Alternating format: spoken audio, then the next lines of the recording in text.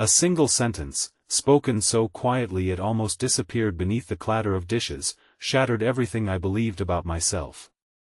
The waitress placed my check on the table, looked at me with eyes full of compassion instead of judgment, and whispered that I should go home and take a shower first. At that moment I thought she was insulting me.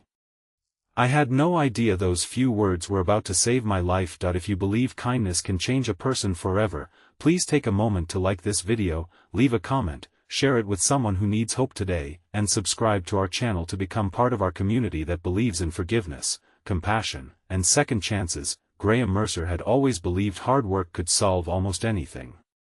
At 43, he had spent 2 decades repairing heating and cooling systems across his county, climbing through attics, crawling under houses, and working in every kind of weather. He never complained because every exhausting day helped provide for the people he loved. Then everything unraveled within a single year. His wife passed away after a sudden illness, medical bills consumed his savings, and the small business he had spent years building collapsed under debt. He sold his truck, lost his apartment, and found himself sleeping inside an aging station wagon that barely started each morning.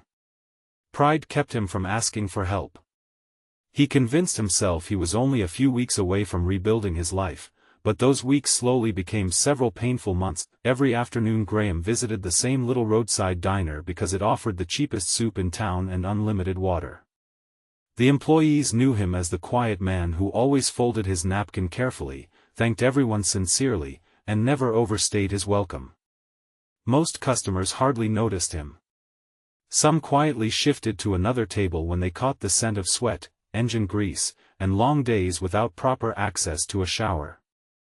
Graham noticed every uncomfortable glance, every wrinkled nose, every whispered conversation. Each one cut deeper than the last, yet he kept returning because it was one of the few places where he still felt slightly connected to humanity. The diner was run by a cheerful woman named Laurel, whose smile never seemed forced. She treated every customer with equal warmth whether they wore expensive business suits or worn-out work boots. Graham appreciated that she never asked uncomfortable questions. She simply greeted him each afternoon, remembered that he preferred vegetable soup, and always refilled his water before he had to ask. Those small acts reminded him that kindness still existed, even if he struggled to believe he deserved it. On one unusually warm afternoon Graham finished replacing a broken air conditioner for an elderly homeowner who could only afford to pay him with homemade bread and a few dollars. Exhausted and covered in dust, insulation fibers, and dried sweat, he walked into the diner feeling heavier than ever before. He had not found a public shower for several days because the recreation center had temporarily closed for maintenance. His clothes had absorbed every difficult day of the previous week. He knew how he looked, but hunger outweighed embarrassment. He quietly ate his meal while staring out the window. Around him conversations filled the room with laughter that felt as though it belonged to another world. Families planned vacations. Friends celebrated promotions. Children giggled over milkshakes. Graham remembered when ordinary happiness had once been part of his own life. He finished every spoonful slowly, trying to make the meal last just a little longer. When Laurel returned with the check, she hesitated before setting it down. She leaned closer and softly whispered that he should go home and take a shower first. The words landed like a slap. His face burned with humiliation. Every fear he had carried for months suddenly felt confirmed. He believed everyone in the diner must have noticed.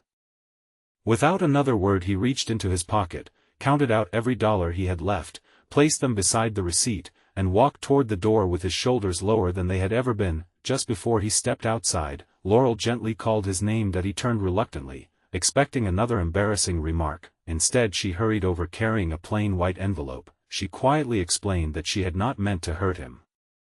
Earlier that morning a local property manager had stopped by the diner searching for someone reliable to become a full-time maintenance supervisor for several apartment buildings. The manager had described an immediate opening with excellent pay, health insurance, and an apartment provided as part of the position. Laurel had recommended Graham without hesitation because she had watched him patiently help elderly customers carry groceries, repair broken chairs without charging anyone, and even fix the diner's leaking sink weeks earlier.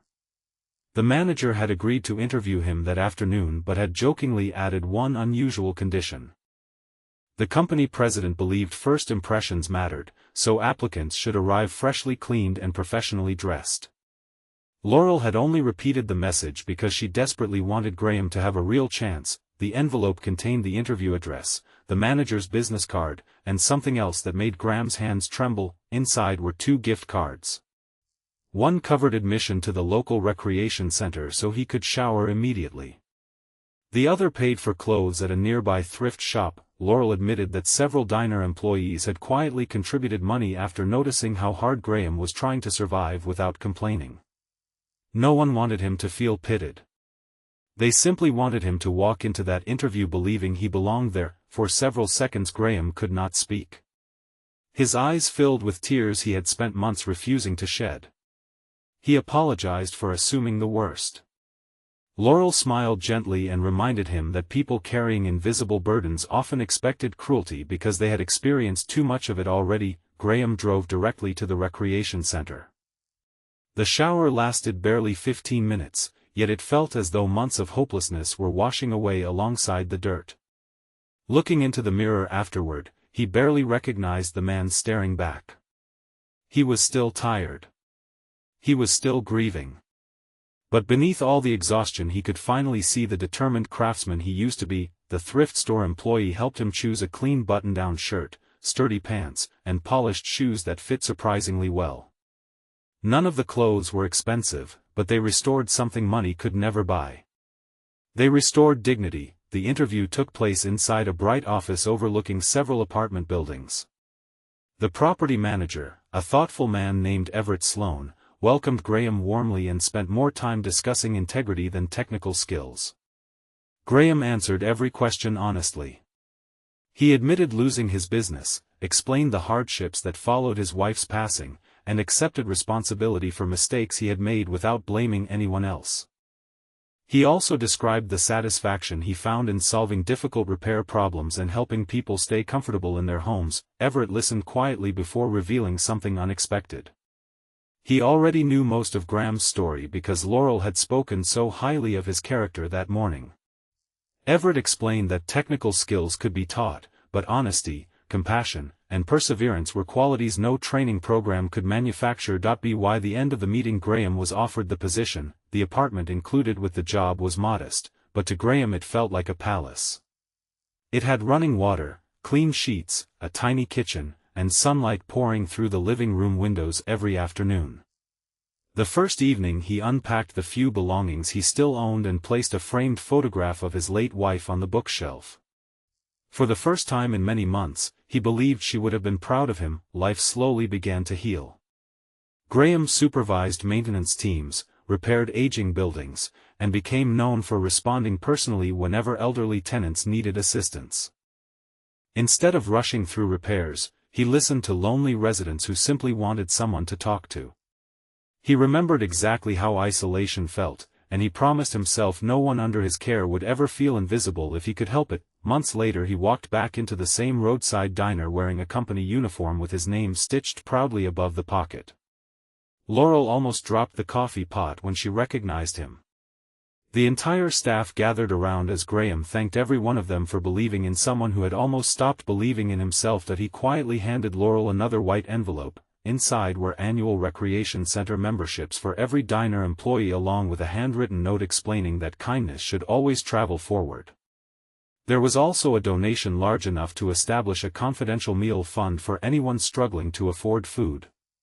Graham requested only one condition. No customer receiving help should ever know who paid for it.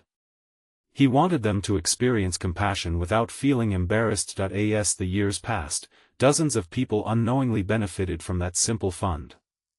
A single parent found groceries during a difficult month.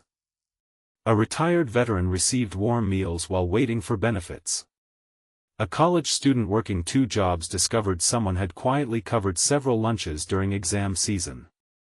None of them knew the chain of kindness had begun because one waitress chose compassion over judgment and spoke a sentence that could easily have been misunderstood forever. Graham often reflected on that afternoon.